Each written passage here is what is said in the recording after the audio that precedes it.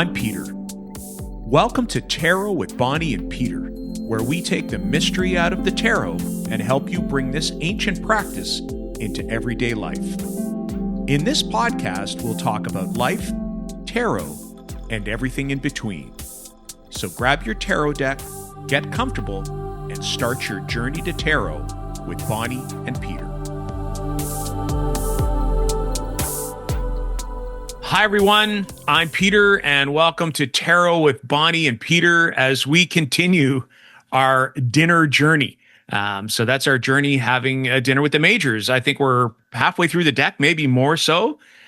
Great learning tool for both Bonnie and I, and we hope for you as well, as we randomly select two dinner guests from the major arcana, ask them some ice-breaking questions, so a little bit about, what they're like, and then to ask them for some guidance. So I want to thank those of you who are sharing.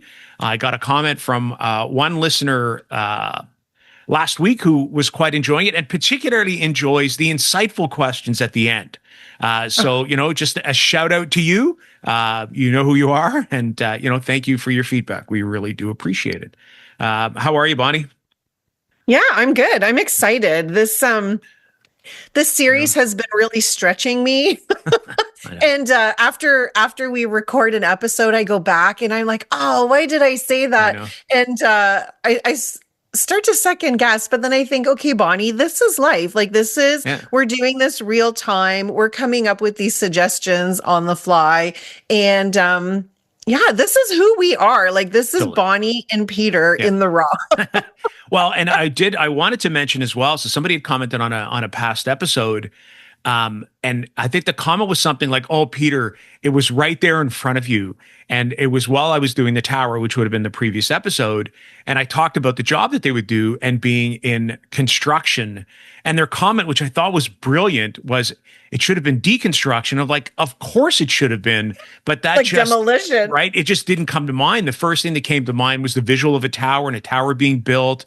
And then I thought of the Eiffel Tower and the risk that people would take. But of course, demolition work would have been perfect for the tower. So when Bonnie and I ask you and invite you to comment, it is for that reason. It's, we certainly don't set our bar at perfection. We don't know everything that there is to know about the tarot. And we really are grateful for you when you, when you add yourself to this conversation, because then it truly is, a conversation with the two majors that are at dinner, and it includes you as well. So, that's our little plug for you to interact with us. And, let us know. We hope you're enjoying this. I'm shuffling the rest of, how many we got here? 4, 6, 8. I think we have 10. Oh, we're 10, right? So we're more than we're half. More than halfway. More than halfway. And we've got some interesting guests left that we haven't had. So I know. I can only imagine what that dinner will be like, but we'll see when they show up. There are a few in there that there's some heavy hitters in here that haven't. There are. They've been very difficult to. Yes. Their schedules are pretty full. They have. They haven't shown up yet. We haven't had the devil yet, have we? No, and we haven't had the devil. We haven't had death. No. We haven't had the high priestess. No. Or the Hierophant, actually. No, we haven't had the moon. The moon. Well, of course, that's the one, I'd be dreading myself, not because I'd love to have dinner with the moon. Mm-hmm. But, as I have mentioned many, many times, it is a card that at times, challenges me in I think it's multi-dimensional facet. I think it's its depth. Since it's the moon card, depth. It's probably the depth of the card, the interpretation of the card that I struggle with. But listen, if that's what gets pulled today, then that's what was meant to get pulled. So are we ready to invite our guests? Yes, absolutely. Okay. Do you want me to go first, or do you want to go first? Sure. You can go first. All right. I'm already got the deck. Then I'll pull that card out of my deck, whatever one you get. Okay. I have the Hierophant, actually. You do? I do. So the Hierophant here, and again, I'm using the Luna edition of the Ethereal Visions tarot. Again, I think it's Matt Hughes. I put the box down somewhere. Yes, I believe it is Matt Hughes. I have that. Yeah. So that's who I've got. I have the Hierophant here as my guest. Okay, I just pulled the Hierophant out. That's a good one, Peter. I know. I That's a know. good one. Yeah. Okay, okay. Who's coming to dinner? Who's coming to dinner? Okay. Who is it? Strength. Oh, wow. That's going to be interesting. Yeah. Okay. So I'm using the Lightseers Tarot by Chris Ann, and this strength card is a really beautiful image. It's an image of a woman. And she is half lion, half woman. Like half of her face looks like the lion, and there's a lamb in this card. So, this is going to be interesting. And The is that a Hierophant heart? Is that a Strength. heart pendant that she's wearing as Yeah. well? Yeah. Yeah, so right in front of, sort of that heart chakra area, Yeah. she has a heart pendant. So, yeah, I'm gonna already like thinking like compassion, strength, right? That quiet power from within. So we'll see. We'll see Yeah. what strength has to offer us. And it's interesting as well because I'm looking at the Hierophant card in this deck, and there's actually no character in it at all. So, Ah, right, there's just kind of that ethereal sort of wisp of the cosmos, with the star. And then there are two, now I have to look at some of the other cards. Yeah, there are two sort of stone figures up in the top, and they kind of look a little bit like, a god and a goddess, or a priest and a priestess. So I wonder, if in some ways the symbol of the Hierophant here is to combine both that priest-like quality of the magician and the high priestess quality of the high priestess, and put them together in the Hierophant. So I'll have to take a look at that too. There we go. All right. cool. Okay. Okay. So Do you want me to ask you the first Sure. question? Yeah. You ready? Are you ready, Hierophant? How do you say it? Do you say Hierophant or Hierophant? I've always said Hierophant. Hierophant. You know what? I've said Hierophant and Hierophant, but I think it's Hierophant. I would usually state. But in the same way, I was listening to Susie Chang's inaugural new podcast episode, and she was interviewing Mary Greer.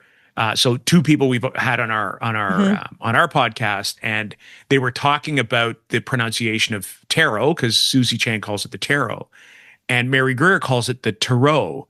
And it's like, it's whatever you want. So, I always think it's the Hierophant, the Hierophant, I know. however you want to pronounce it. I know. I listened to that episode as well. It was great. Yeah, And it's awesome. I feel the same about this card, but I don't have a favorite way of saying it. So I think I interchange the way I say Hierophant. I think I say Hierophant more than Hierophant. Yeah. Anyway, okay, we'll go with that. Yep. Okay, so Hierophant. Oh my God, I just switched it. Okay, Hierophant. If you could travel anywhere in the world right now, oh my God, I know what you're going to say. Where would you go? Do you really? Yeah. Well, what I think you're going to say is obvious. So maybe it's not. Okay. You tell me. Well, Where would you go? look, I would probably go to a center for spiritual learning. So okay. I would either go to, either Mecca, Jerusalem, Stonehenge, Rome, would be one of those places where, and I'd probably put Stonehenge off to the side, because I'd look at the idea of an orthodox kind of traditional rule-based belief system, and would go and travel there. So that's what I would do. What did you think I was going to say? I also The Vatican. the Vatican, yeah. Yeah. It's funny because I also thought, because I often with the Hierophant, I do think of the teacher, because I often think of the card in the Gaian Tarot. So I also thought of Oxford, Cambridge, University of Toronto, Yale, I thought of like higher institutes of formal learning as well, that, I'd go and visit there. So Oxford might be a spot that, I would also go and visit as the Hierophant, but I'm going to stick with my original answer. And I'm going to go and visit, what I guess would be, in some ways the capitals of, either, Jerusalem, Mecca, Rome. Those are the three I can kind of think of, or, the Vatican City. So yeah. So you were partially right. I was partially right. Rome, right. That's where the Vatican City. Yeah. That's where I was going. Cool. So, okay. So to you, strength, if you could travel anywhere in the world right now, where would you go? Okay, I have two in my head, both to places I've never been, and I'm going to This is why after I record these episodes, I'm like, oh, Bonnie's. Like you don't know what you're talking about. But I want to talk about sort of what's going on in my head. I just don't know the exact languaging around that. So the first thing that came to me was like Mount Everest, like climbing Mount Everest, yeah. like the amount of strength that you would need to take on doing something like that. And when I think about the strength card, I don't think so much about like physical strength, but that emotional, mental strength, that like that strength that we have within, that sort of power that we have within ourselves. And I think taking on something like that requires both physical and that mental, emotional strength. But I also thought about too, and I don't know the exact name of it. It's the Camino that people walk in Europe. Is it the Camino Trail? Isn't that? Is it? But I think it references a saint, I believe, like the Camino something. And I think it starts in Spain, and does it end in France? Yeah. I don't know. I think so, right? Sounds right. That sounds right to me. I'm going with the Camino. So either like Mount Everest, or maybe after I've climbed Mount Everest, I'm going to go walk the Camino. But I know people that have walked that. I've heard about it. I would love to do that one day. And I think that takes a great amount of strength, of that personal perseverance to be able to conquer, I guess, if we could use that word, something like that, for your own spiritual growth, right? So that's where I'm going. Yeah, what a great picture to paint with strength too. I thought of that perseverance word, that grit word, right? That strength that comes not necessarily from might, but that comes from sort of, sticking to a task, and drawing the heart, like, getting the heart in to get it done, right? Having to draw inside. I love that. And to believe in yourself that it's possible, that right? Possible. Because I think a lot of times we're afraid. Fear it holds us back. And when we see the lion on that card, it's like, what is the lion representing to you? Is it representing the fear? And it's often like a maiden that has her hands by the lion's mouth, doing something that people would actually fear. So, thinking about like going on a quest like that is kind of scary. It's not kind of, it is scary. It is scary. Yeah. There's a Japanese term, I think it's misogi, that is it's a quest that where the likelihood of death, the likelihood of is significant. And I know a group of friends of mine and I have kind of decided we would do something. Now, of course, that I think a true misogi is where your risk of death is as great as your risk of success. Okay.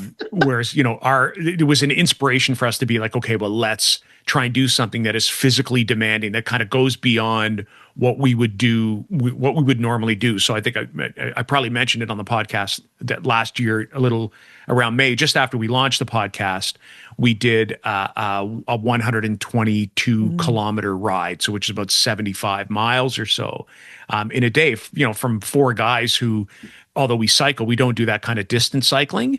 And it was hard. Like we started out and it was pouring rain for the first 3 hours and we were drenched. And yet a lot of us would state that it was one of the highlights of our summer. As we went in late May and, it took us about 10 and a half hours of time across a trail to go from where we were to Goderich, called the Guelph Goderich Trail. And those are the words I think of, right? It wasn't necessarily physical strength because none of us are, the epitomes of physical strength, but we had to draw on each other. We had to kind of draw on our own determination. We had to go inside and find strength. We had this detour, took us, 20 kilometers off of our trail. We, had to, and we were 3/4 of the way done. It's not like we could turn around. So anyways, that makes me, sorry for the long-winded kind of jump in, but that story, that's what I think the strength card is. It's not, the ability to be physically strong. It's the ability to actually draw on, on inner strength, whether it's mental strength or, heart-based strength or emotional strength or whatever it is. So. Yes, absolutely. Yeah, I love that. And I remember you sharing that story and me thinking, I really need to do something like that. Well, we haven't figured out, we've talked about one this year, but we haven't locked it in. We're thinking of a cycle, but, some stuff's kind of holding some of us back.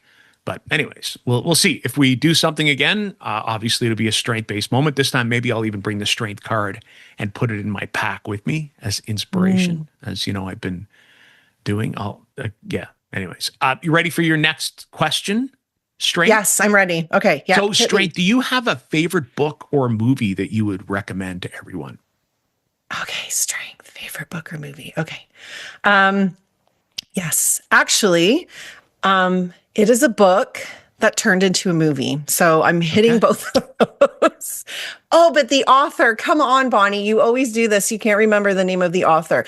I'm going Hunger Games. Oh.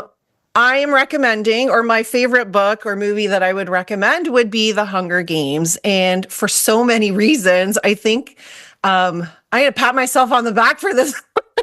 I think that's a great choice. It's the alignment with that, right? Mm-hmm. So what is the whole meaning behind the Hunger Games, right? It's like Katniss. Mm-hmm. She's trying to protect her sister, right? So her sister gets selected to be part of the Hunger Games, and in the Hunger Games, it's basically fight to the death. Like the survivor wins, and she didn't want her sister to go, so she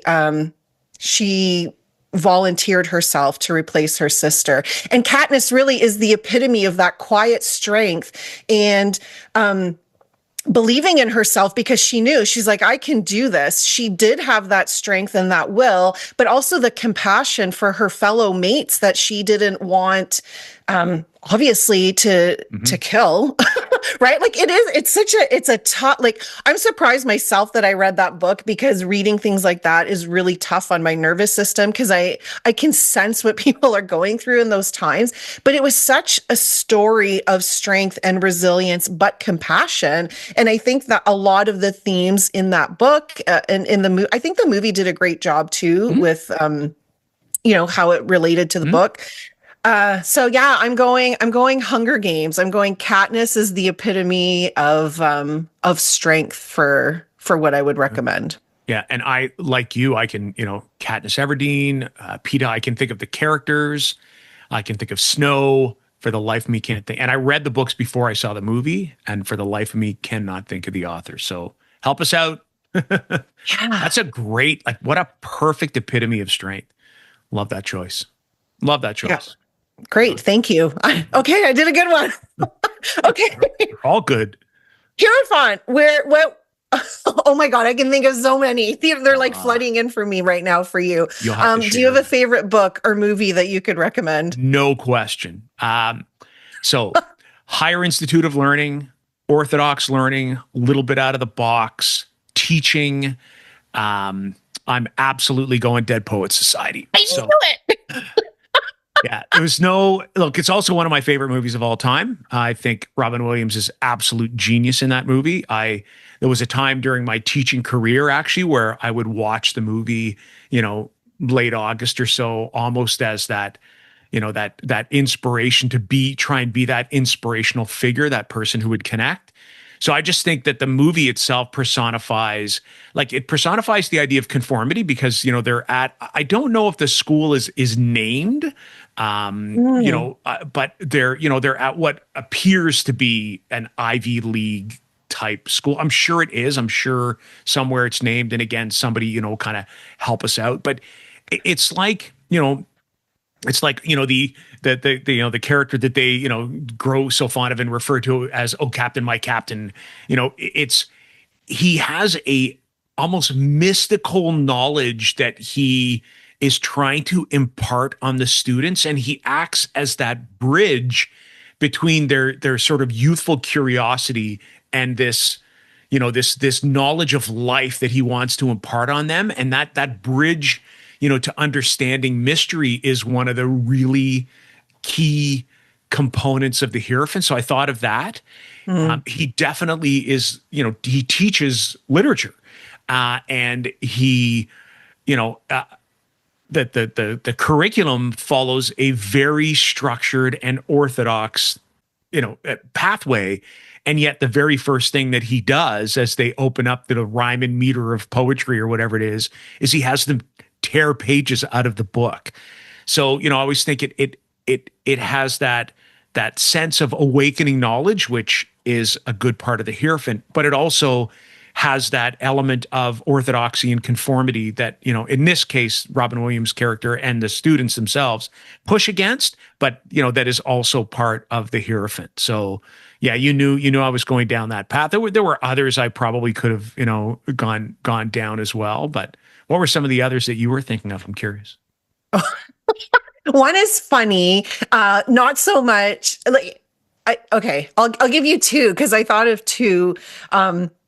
So one, of course, is The Exorcist, because why not? Oh, yeah. Okay. All right. Although it's not so much about like the messaging so much about what the Hierophant is. But I have to say that because Sasha Graham has a deck and it's Tarot of the Haunted House, and her Hierophant card is a priest performing an exorcist. Yeah. I love that. So I had that vision. Yeah.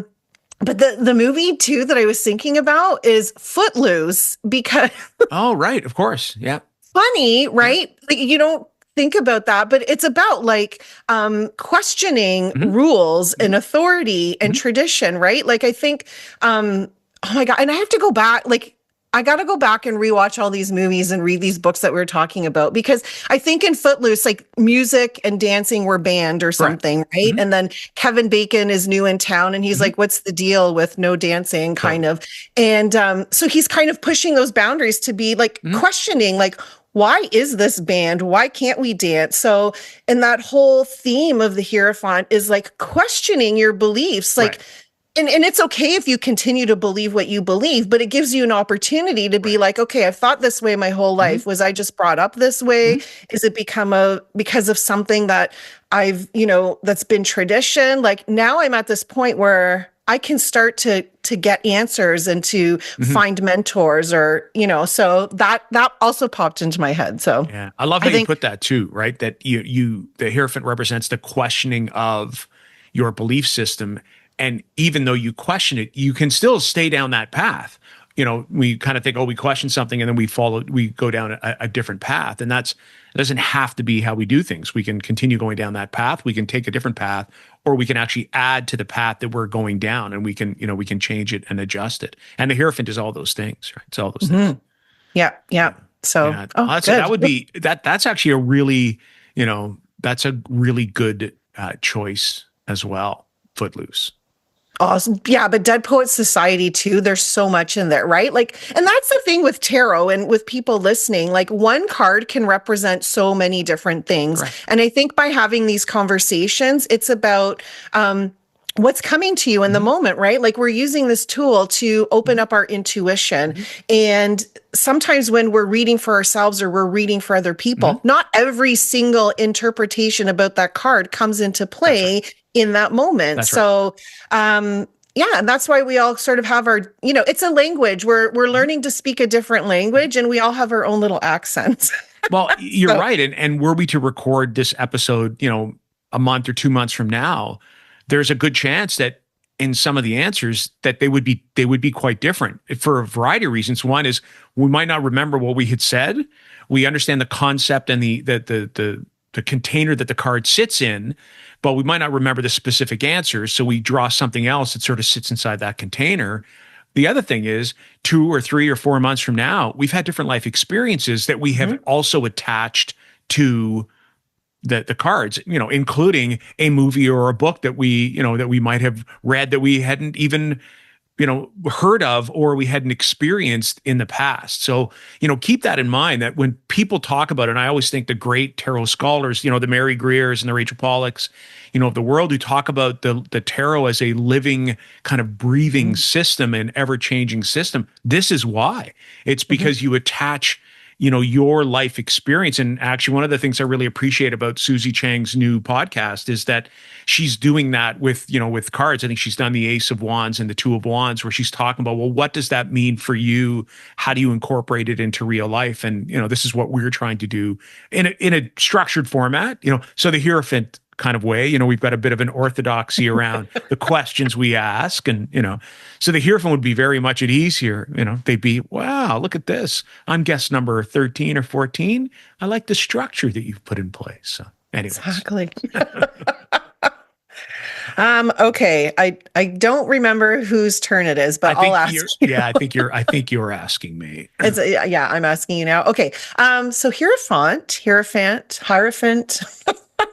What is your go-to comfort food?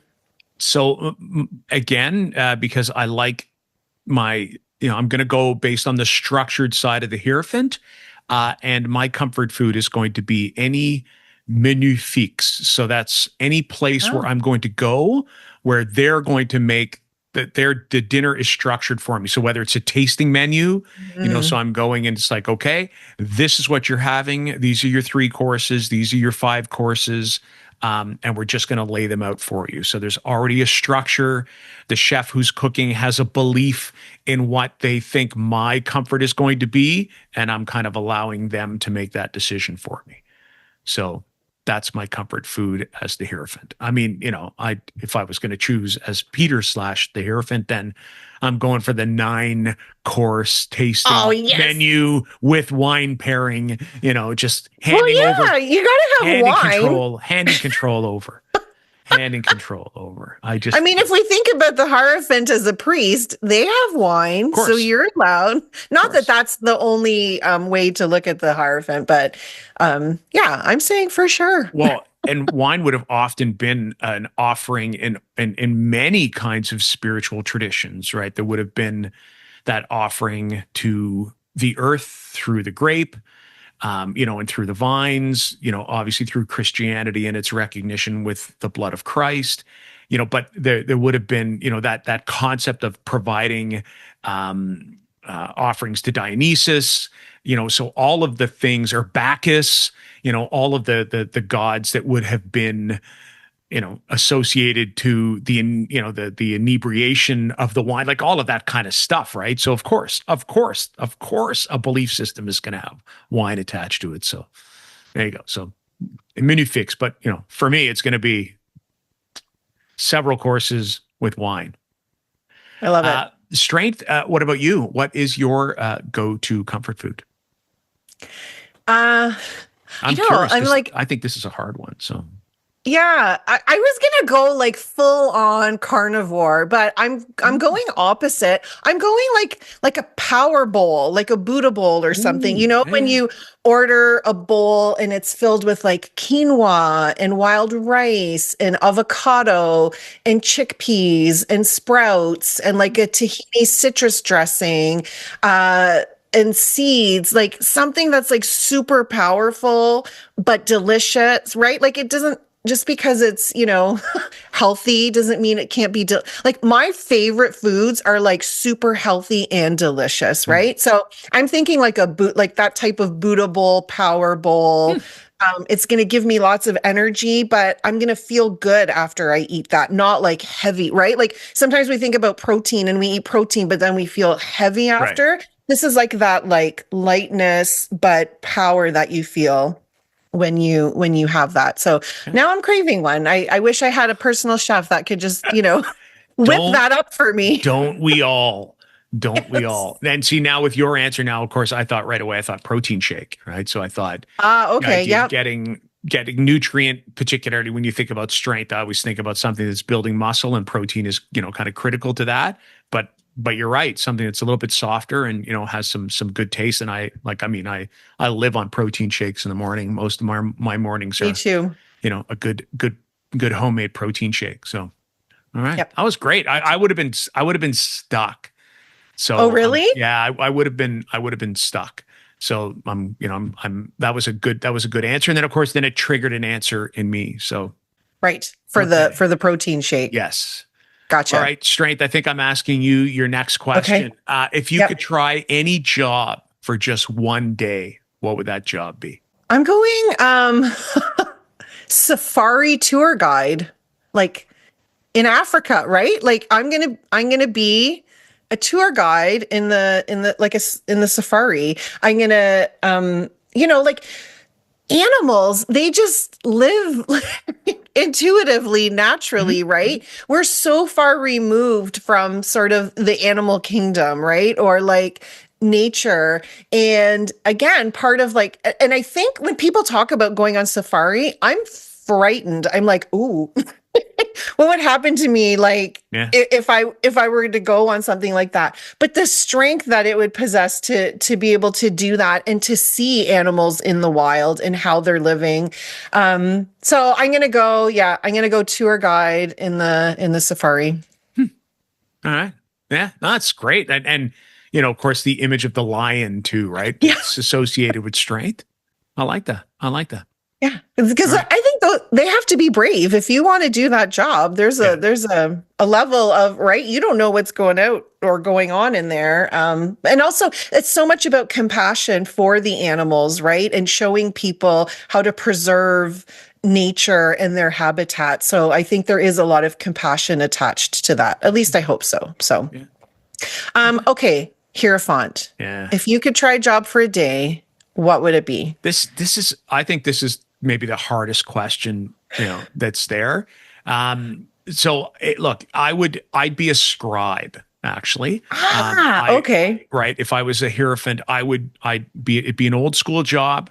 And I guess, you know, if it was the modern version, then I'd be like a, you know, what would you call it? I guess somebody, although we probably have technology now that would change something to text, but I would be literally somebody who is transferring knowledge from one space to another, because you'd have to, you know, there'd be no kind of room for error. You'd have to follow some pretty strict guidelines, but you'd be disseminating knowledge in some capacity. So, you know, I always think, you know, when I think of this question, I'm always thinking of something that isn't obvious, that, you know, almost pushes the major arcana person out of their comfort zone a little bit, but inside their skill set.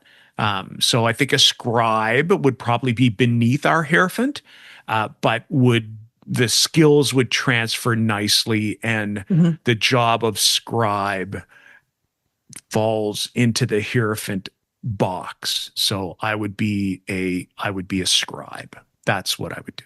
That's would be my job. Awesome. That's cool. Thank you. Thank you. I Look, I love think it. right, being a scribe would be kind of a cool job too. You always think of, you know, but you know, yeah, I always think of some of those, you know, either romantasy or fantasy style. There's always scribes in there. Somebody's got to be writing knowledge down to transfer it to somebody else, you know. Yeah, absolutely. All right. I think that ties in perfectly with the energy of the Hierophant. So, Okay. I'm ready for my next question. okay, do you have any hidden talents or quirky skills? Of course. I mean, you know, I need to share information with people. You know, I'm the disseminator of, you know, of systems of knowledge. But I also use that skill. I'm a spoken word artist as well. I'm a, you know, Oh, like for like songs that are spoken word? or poetry or Oh, art that is okay. spoken word. So Okay. I thought about, you know, I thought about a singer. I thought about a choir, like a singer, because, you know, that Okay. would be a way to, you know, from the worship side, I guess, of a hierophant. But then I'm like, you know what? No, they go to open mic nights, you know, open mic poetry nights, and they are the hierophant is an excellent spoken word artist. I love it. Getting their message across that way. So smart. Yeah, strength. What about you? Do you have any hidden talents or quirky skills that we need to know about?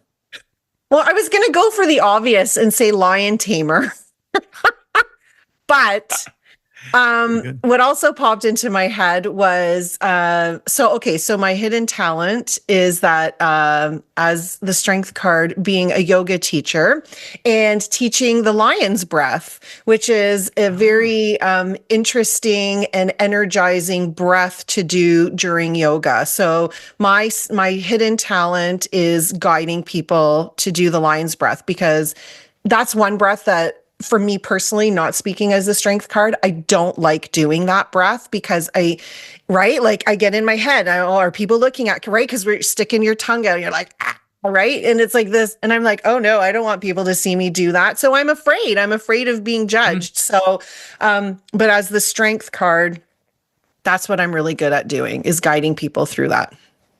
Well, that sounds like I've mentioned Ted Lasso before because I think Ted Lasso is the king of cups. But I think of Yes. the idea of Rebecca and her strength pose in front of a mirror where she's like Mm. makes herself really, really big. And I always figure, it's the kind of thing where you're making yourself vulnerable, you're making this face that makes you look ridiculous, but use it to draw that inner strength. Yes. Yes. Yeah, exactly. And It's making you do the thing that gives you power or like that inner strength, but you're afraid to do it because you're afraid of how ridiculous you look or what you sound like or whatever that is. So actually I'm gonna do that for myself. there you I'm giving go. myself ideas. I'm like, okay, Bonnie, you're going to conquer the lion's breath. You're going to do it. And it doesn't matter what anybody thinks of you. Perfect. Yep. Perfect. Okay. So we got one last question. Yep.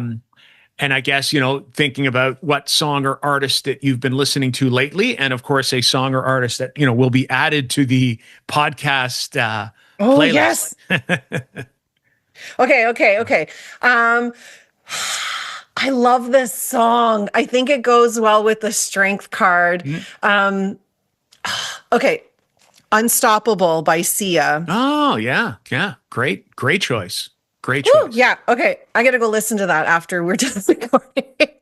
When I hear that song, it evokes so much right? Like I'm unstoppable. She has an amazing voice and you just listen to that and you're like, oh, you can feel that, that power, that strength, right? That comes from within. And again, not in a brutish type of way, but in that like building yourself up. So I'm going unstoppable. I'm pretty sure it's Sia. It's Sia. So yes. Yeah. Okay. All right. Hierophant. What's a Yeah, song or look, artist you've been listening to? I had three choices, and it was kind of funny Oh, because this is one where it's like, oh man, and then all of a sudden three came to mind. It's the last one that came to mind that I'm actually going to go with, and it's probably more because of what I think is almost for me is the almost spiritual experience every time I hear this song and this particular version of this oh, song. And it actually, for me, I the, know the what you're going song, to the say. recording actually starts with a breath. It just starts with, and it's Okay. Jeff Buckley's version of Leonard Cohen's Hallelujah. Yes. Is that where you thought I was going? Yeah. See? Oh my God. Okay, I haven't heard that version because I'm like, it Oh, starts with the breath. No, but the yeah. Leonard Cohen Yeah. version, there's also a version by the Canadian Tenors. Yes. It's on a Christmas album. Oh Yeah. my God, I love that song. And Katie Lang does a beautiful version as well that she did at the Vancouver Olympics.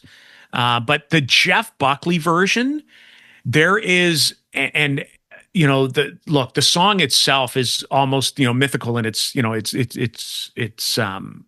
story. I actually think because it was like Jeff Buckley recorded I think the typical 5 verses and chorus, but I actually think it's like 20 some odd verses long. Like the poem itself Mm. that Leonard is long. But to me, I cannot listen to that song without almost, and it's an erotic song. It's raw, it's Hmm. spiritual. It brings out all of that, some very, very strong emotions. Again, the drawing out the strength of belief would be something that would certainly fall inside the Hierophant's wheelhouse. But for me, it's more that spiritual response. It is, it is almost like it's you're awestruck, or at least I am when I hear. And if no Oh, one me has too. heard the Jeff Buckley version, because Rufus I had to write Wainwright that does. down. Rufus Wainwright, I think, also does a version of Hallelujah. Like there are quite a few recorded versions of that song that Yeah. did quite well on the charts. I don't know how well Jeff Buckley's version did, but it's just him and his guitar, and it's like, oh man, just anyways, that's for the spiritual experience alone. 2 other songs though that were honorable mentions, and they might make their way because they're inside that 80s realm, was Like a Prayer from Madonna. Oh my God. And Yes. then I You and thought, your Madonna I references. know, right? This is two in a row. And then Faith from George Michael, only because of the title and then the church organ that kind of starts it off. It does, because the song itself, has neither song really has any kind of linking to the Hierophant. But with George Michael's Faith, which is one of my all-time favorite songs. I love that church organ opening as well. And it actually opens to the chords of freedom, right? Because it's like, I don't want no freedom.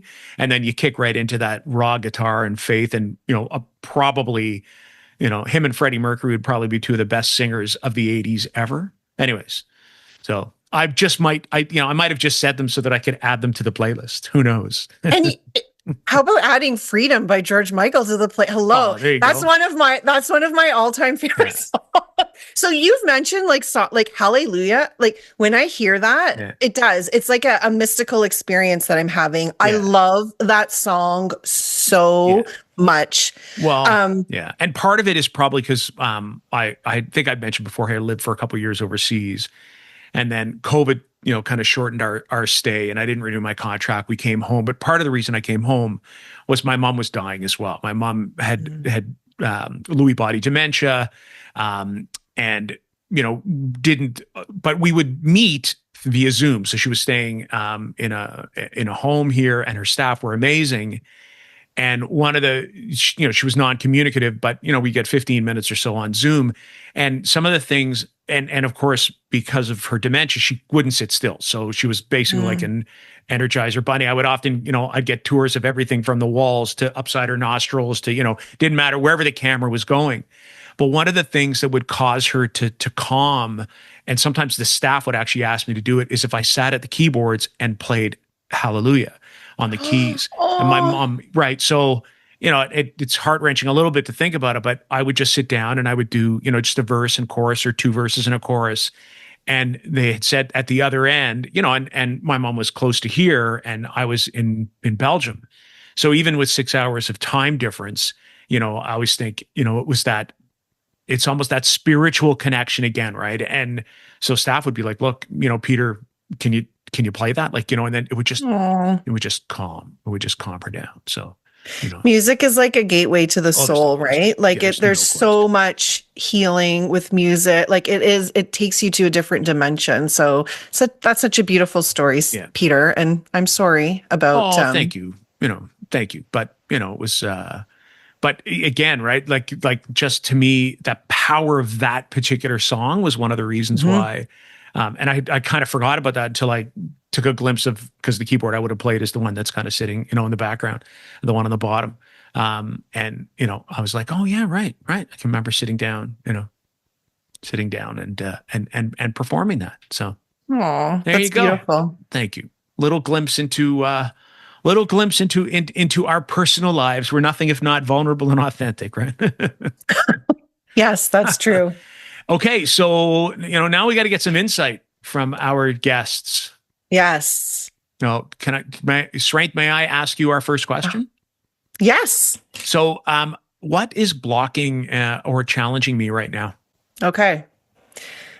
Peter, what is blocking or challenging you right now from the Strengths perspective? I would say knowing how powerful you actually are. When I think about tarot, and I think about the number of the card, the Strength card is the number 8. And sometimes that's different depending on sort of what tarot path you're on, because 8 and Justice get flipped sometimes. But with the Rider-Waite-Smith, Strength is 8. Yeah. And when I think about Strength, it's like owning your power, right? And sometimes we give our power away to other people subconsciously.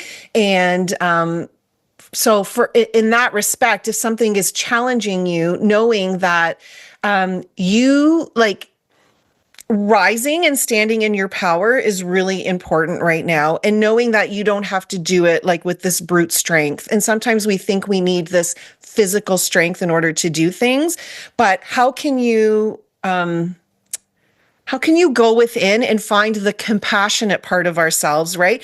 Going into that compassionate place can be very scary because we think that, oh, if I have compassion for myself, then that means I kind of have to accept what's happening. And maybe I'm not so happy with everything that's going on right now and something has to change. But real compassion comes from acceptance and love and knowing that truth is actually inside of you. So, maybe feeling challenged with this idea that you need to show up in a different way or that something else has power over you, but claiming, like calling back your power. Been having to work on this personally. Bonnie aside, like strength aside, Bonnie talking. Right. It's like this is really strong for me lately, is calling back my own power. And as the strength card, and we talk about that here, how can you call back your own power?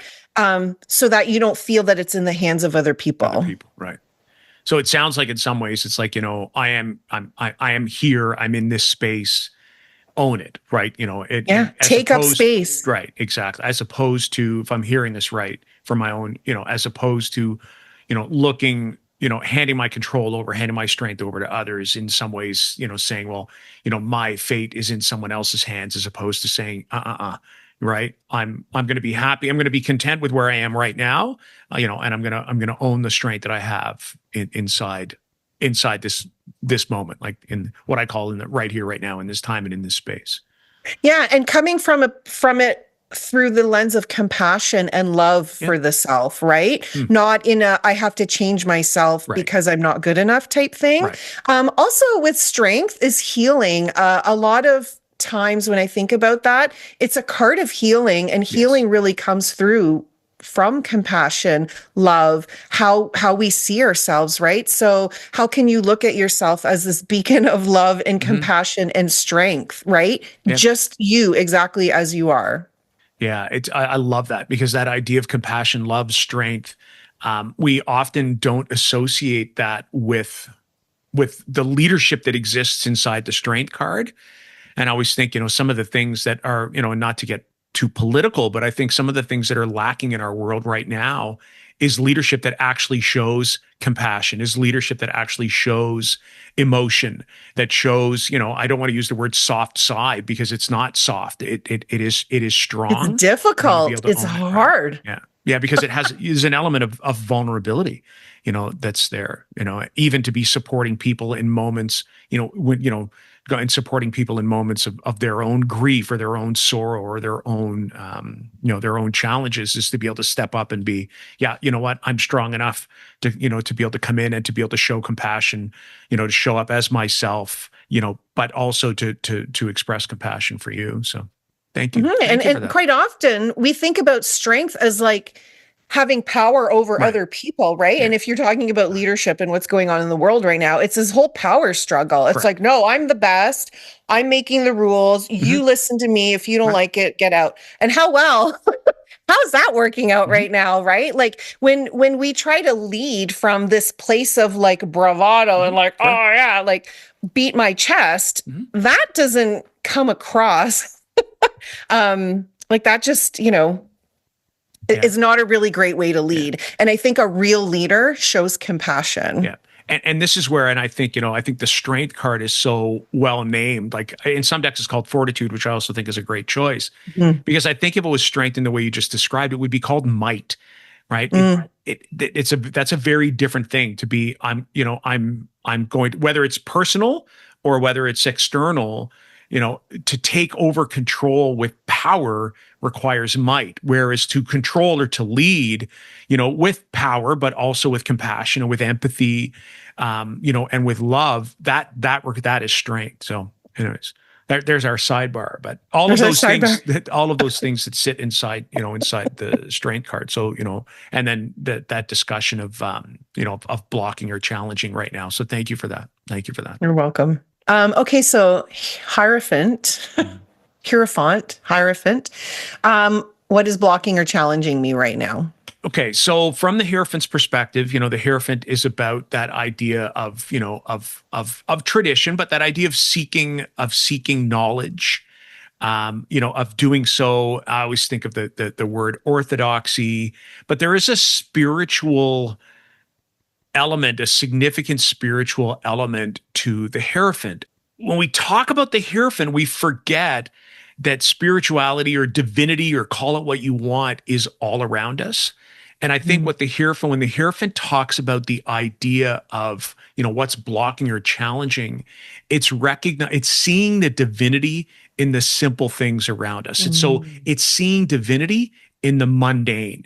So it's looking at those everyday life events, those small things, and seeing the connection between those small things and the divine nature of our existence, the thing that is greater than us, the energy that supersedes, us, that comes before us, that comes with us, that comes after us, all of those things. So, as an example, I'm looking, I don't know whether the roses that are behind you are real or whether they're fresh flowers. I'm not sure, but they're synthetic. If anybody watches my wife, like anybody watches Kelly's podcast, Kelly often, like, we've got beautiful gardens around the house here. And I think she just posted a few days ago some of the things that she's gone to find in our garden. And it's not that flowers are simple, but in some ways, it's a single flower that comes, out of the garden. Recently it was peonies because they were, late this year because of the cold that we had. Now it's some of our beautiful heritage roses that are, that kind of grow along the side of the driveway. But I think of the power of just a single flower, that the flower gets cut and it gets tended to, it's going to regrow. But we take that thing and we bring it into the house, and the sight and the fragrance, and the color and the energy that it brings is a way to be able to connect to the divine. It's like, wow, it's not just, and then to think about, well, this came from seed. And, for us, some of these plants would have come 50, 60 years ago, like they've been here for quite some time. So, somebody put those seeds in, or a bird, pooped and dropped the seed in, and we benefit from that. And we knew that last year we went, and clipped some flowers, and this year we'll clip them again. And they get to add beauty, and they get to add light, and they add lightness, and they add, like I said, aroma, and they really do, kind of give off that connection. The block is, to get back to the original question, is remembering that some of those small moments, the worm that crosses its, way across your path after rain, is reminding you of those things that are greater than. So, sometimes, we want to seek this big, huge pathway to the divine. And the Hierophant says sometimes our block is seeing the divine in those small everyday moments. That's so good, Peter / Hierophant.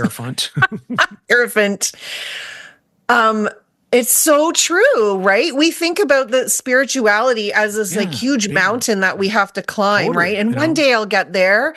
But if we just, like, everything around us is divine, right? We can get that messaging from absolutely everything around us. So I tend to overcomplicate things in my life. And that is such a beautiful, simple way to ground myself and bring myself back and be like, spirituality is everywhere. Like divinity is everywhere. So thank you. It's everywhere. You're welcome. Yeah. I love that. Yeah. Well, when you ask me the next question, it's going to link that one up. So there you go. Okay. So what will support me to move forward?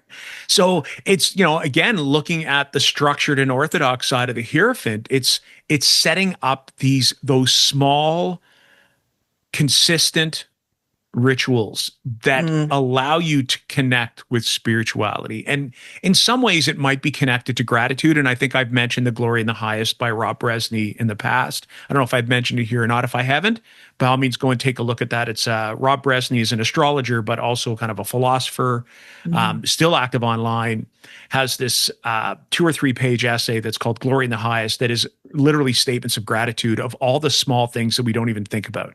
The fact that for those of us who lived in developed nations, turning on one faucet gives us hot water almost instantly. The other one is cold, little flick of the switch. But so what would help support you moving forward is creating these little steps that allow you to connect to the divine. So to state an obvious example, it might be, what does your morning routine look like? And it's like, I take 3 minutes to have 3 gratitude statements. I go and I make my morning coffee with intention, recognizing where the beans came from, thanking, the cow or the almond or whoever gave me my, that gave me the milk that I put in my cappuccino, whatever it happens to be, being, then turning on my reading light, then internal, sitting down for 10 minutes, doing, my reading. If I do my morning stretching, recognizing that as, I reach my body out, as far as it'll go, that, that there's only a limit to my own physical self, that, I exist inside a universe that's beyond me. So the Hierophant would state, your next steps are establish a set routine, but then be intentional as you go through those small steps. Maybe it's 5 because, the Hierophant is 5. So maybe it's 5 steps, in the morning, or 5 steps at the end of the day that you truly complete with intention, but with the intention that you're connecting to something greater than yourself. So like I said, if it's a carb snack that you have to have before you go to bed, then it's recognizing, the source of that. If it's a small bowl of rice, well, who picked that rice? Where did that rice come from? All of those kinds of things. That's what the next step should look like from the spiritual connection, that what will support you moving forward. Does that make sense? Yes, absolutely. And I love that. Yeah. I try to do that, but it's always a good reminder, every time before I eat, mostly in the morning, because I'm usually by myself in the morning. Yeah. I sort of say a little prayer intention to give gratitude to the food and to all of the people and the animals and the plants that made that food possible. But I don't do that all the time, like before, every meal or every snack. So it's always a good reminder before we do something, like to have intention about where did this come from and how grateful I am that this is possible for me now. So, and that brings us, that is divinity. That brings us, we're connected to everything. So I love that. Thank you. Thank you so much. And I definitely needed to hear that message. Yeah. Don't thank me. Thank the Hierophant, but Thank you, Hierophant. You're welcome. So to you, Strength, our last question, then, what will support me to move me forward? Okay, so we talked a little bit about this already in terms of like what's challenging you. So what will help you to move forward, again, is really calling in your power, bringing your energy back to you. I think a lot of times our energy comes out and sort of clings on to other things. And then it's like this, having a practice to call it back, right? Like, this is mine and I hold it here, as opposed to giving it out. And when we do that, we come from this place of strength, of inner strength. But what I also see with the Strength card and with the number 8, because quite often in the Strength card, there's that lemniscate, right? Yeah. Like that infinity sign, which is like abundance. Abundance is possible for you, Peter. So what will support you to move forward as you think about what is possible for you? Like, you have the ability to create the life that you want, right? This is like manifestation power as well. So focus on what is it that you want in your life, and it's almost the same sentiment with the Hierophant, and like having gratitude for what you have now, right? The more we're grateful for what we have in our lives now brings more to us, right? So thinking about abundance, thinking about really standing in your power, calling back your energy to you, knowing that all of this is possible because of what you put out there. So having an intention for what it is that you want in your life, what is it that you want to create? How do you want to feel? Like, what are you ready to accept? Standing in that and knowing that it's possible for you, and taking aligned action with whatever that intention is for you. Intention, action, and it's that knowing, like, I can create. It's all right. Like, a lot of these cards are very similar in terms of their messaging. Like, we think about the Magician too. It's like anything is possible with the Magician card, but same with the number 8. Like, 8 is infinite. Like, whatever possibilities are out there are infinite possibilities. Infinite abundance is possible for you. And a lot of times we live in this world of like blaming other people because we don't have what we want to have. Right. And this says, no. You are in charge of what you want, and it all starts with you. It has nothing to do with anybody else. So call on your power but from this place of compassion and inner strength, and know that anything that you want is possible. Yeah. So that idea of, I guess, looking or, or blaming or whatever that word is, to others, I guess in some ways, because I often think about the strength card as that idea of taming the beast. So in some ways that beast might be, the perception of other people or, or whatever, whatever that kind of happens to be. So.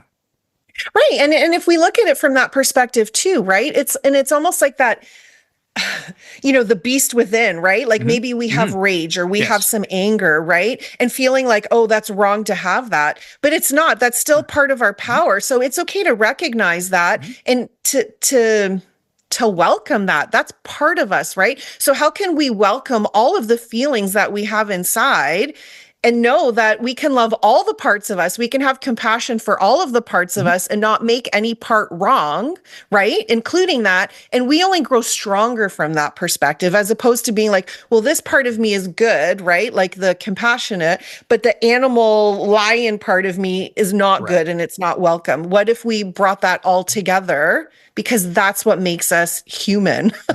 and powerful, right? So I thought of the phrase that, I don't know if that, because I was look at you for guidance when it comes to an intention, but something like, my power is my power, so that statement that just recognizes that, what I have as power is mine and mine alone.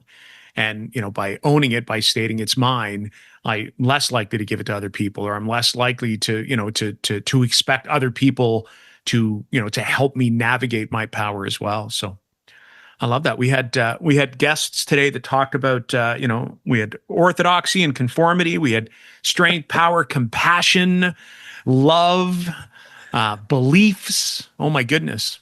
Manifestation, right. Abundance. Yeah. But, yeah. But we also had some great books and movies and music.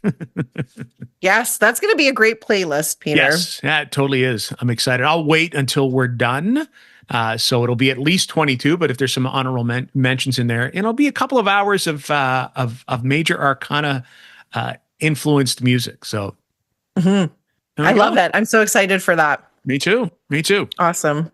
All right. So why not, as we kind of close things off, let people know what do you have going on and where can people find you? Okay. Well, people can always go to our new website, newish. tarotwithbonnieandpeter.com.